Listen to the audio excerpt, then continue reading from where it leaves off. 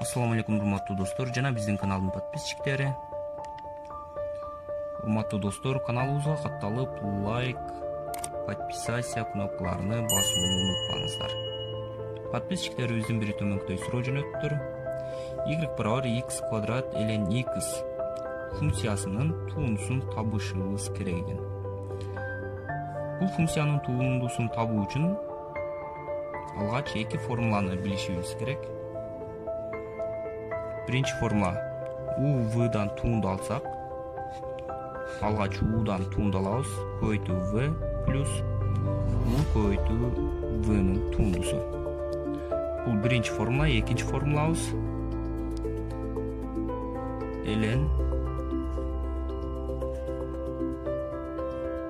ln x'дан туунду алсак 1 бөлүнгөн x болот.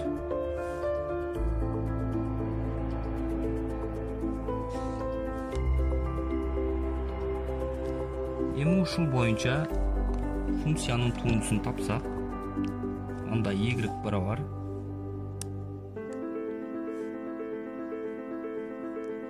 x квадрат ln x, алгач x квадраттан туунду алабыз. X квадраттын туундусу ln x плюс x квадрат көбөйтүү эми ln x'дан туунду алабыз. Барабар. Анда x квадраттын туундусу 2x болот. ln x плюс ln x'тын туундусу формула боюнча 1 бөлүнгөн x болот. Анда бул жерде x квадрат менен x'тын бири кетет. Анда барабар 2x ln x плюс x калат. Же